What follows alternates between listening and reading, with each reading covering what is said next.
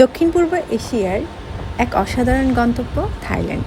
এখানকার culture, food আর নীল পানির আইল্যান্ডগুলো আপনাকে সচরাচর মুগ্ধ করবে। এখন আমি আছি ফুকেটের পাতুং বিচে।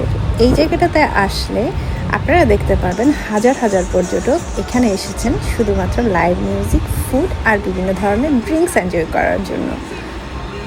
চাইলে আপনারা সন্ধ্যার পর চলে যেতে পারেন লেডি বয় গ্ল্যামার শো দেখার জন্য, যেই জায়গাটাতে লেডি বয়রা ডান্স করবে দেখে মনেই হবে না যে এরা কোনো মেয়ে না। এবার একটু অ্যাডভেঞ্চার করার পালা। এরপর দিন চলে গেলাম বোটে করে সমুদ্রের বুকে আইল্যান্ড ট্যুর করতে।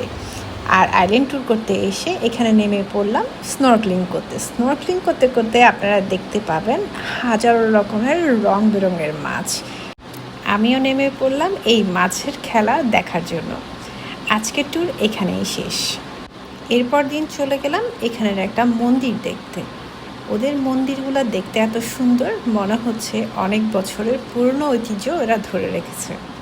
যে কোনো ধরনের পোশাক পরে আপনারা এই মন্দিরগুলোতে প্রবেশ করতে পারবেন না।